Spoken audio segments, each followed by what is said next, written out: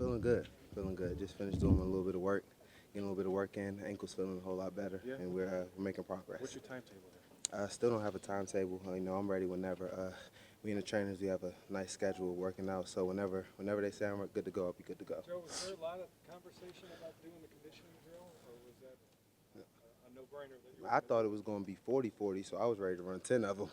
So when he put it to 10, I was like, all right, bet. So I wasn't going to do the whole. If it was 40-40s, I wasn't scheduled to do that one, but 10-40s was good. And you're taped up today? I mean, you look like you're ready to practice. It seems like imminent. Yeah, it's on its way. I've been working hard, been here the whole off season, and the training staff has been we've been doing a really good job. We have a really good schedule, and I'm just getting better every day. Whenever they say I'm ready to go, be out there. Is anyone hungrier than you in this camp after what you went through last year? Maybe JG. He might be close. He's a close second, but I would say I'm working hard, man. I just can't wait to get back out there. It's really a what have you done for me lately league, and you kind of see that when it was a very bad season for me last year. I had high expectations, and I definitely didn't live up to them. So, I'm just ready to get back out there and prove that I'm still one of the best corners in the league. Joe, you were big with the Cavs this year. What they did this past season rejuvenized you, got you going, and wanting to do something similar with the Browns? I mean, it's super special what they did, bringing the championship to Cleveland after all those years.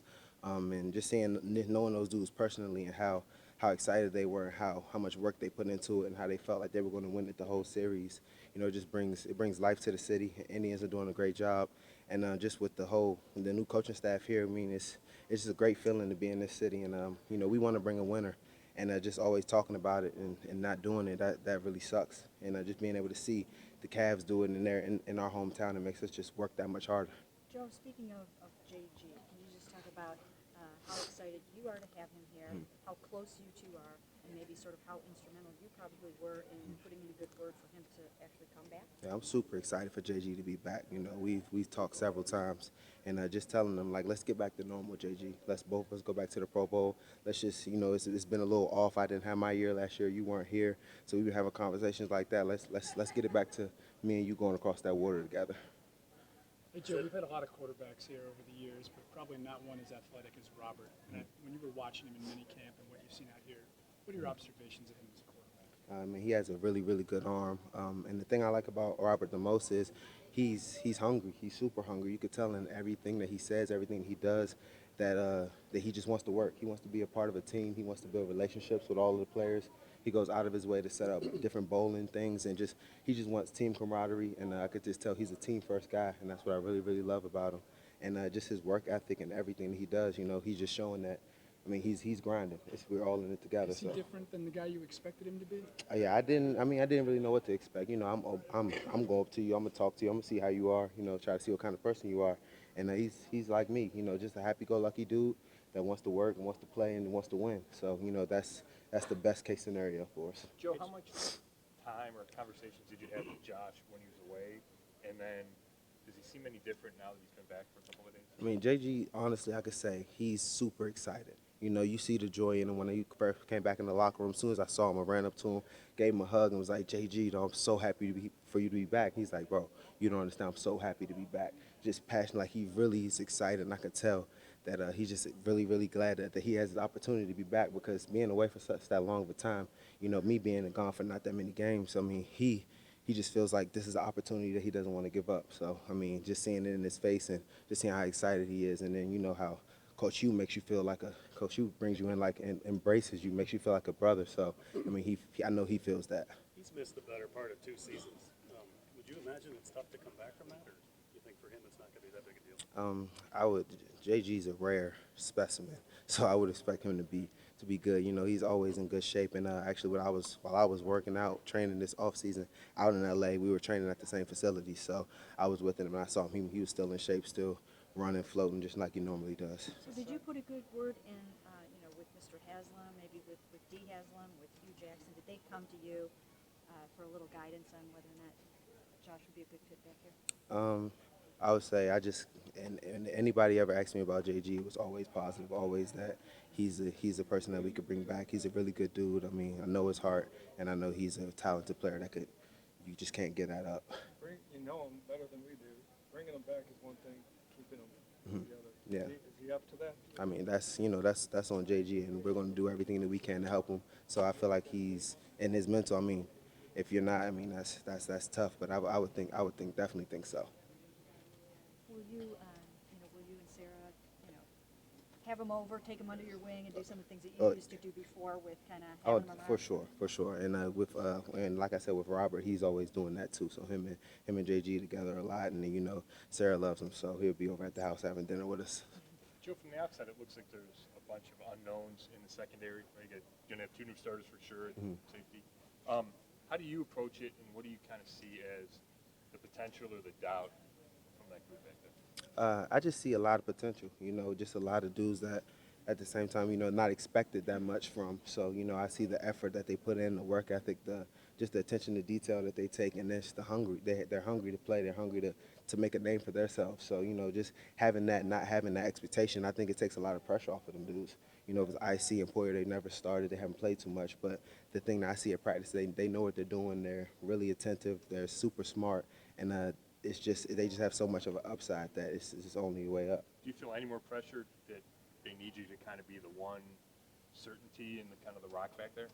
A little bit, but my job, I'm trying to get myself back.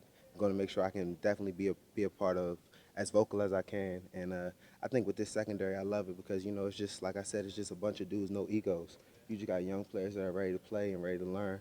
And with Tremont being a veteran, he's just one of the best dudes that's not going to keep any knowledge from you. He's going to try to teach players, and that's the same thing I try to do. So it's just a friendly atmosphere, but at the same time, there's so much competition going on that everybody wants the best player to play. How does the loss of Desmond Bryant affect the defense? Oh man, I think it's big. Dez was a really, really big piece of our D line. I think that just makes room for John Hughes to step up, Danny Shelton to become a leader. Those kind of dudes just gotta, make a name for themselves. When somebody goes down, it's definitely the next man up. So it's just another opportunity for people like Xavier, Danny, and John to, just step up and make plays. Hey, So Joe, he Cody, says Cody that mentioned you have to hit during camp. He said the only way to learn how to hit is by hitting. Do you buy that? As a veteran, are you exempt from that? Oh no, I'm not exempt at all. And I'll be in there getting dirty too. So I mean, whatever he wants to do, we're all the way bought in. And we got to tackle. We need to be a great tackling team. Last year we weren't too good at tackling, so I mean that's what we got to do. That's what we got to do. You keep saying that. We're all the way bought in. Is that unusual? All the regimes you've been here. It's a little different. You've had certain egos, you'll say, or people that just didn't want to all the way completely buy in. I feel like it's more like a college team. Like it's you don't have anything established. Like we haven't won. So everything coach tells you to do, that's what you need to do.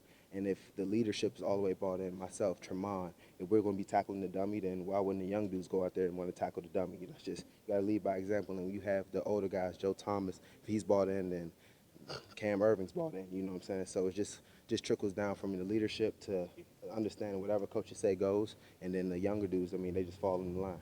Hey, Joe, you mentioned Danny on the defensive line. Have you noticed anything different about him so far? He came in definitely with his weight down, and he's a vocal dude also. I mean, he has really good leadership qualities, and I just see that he's like everybody else, man. He's super hungry and just ready to go. What did he need to do to get better in your mind from year 1 to year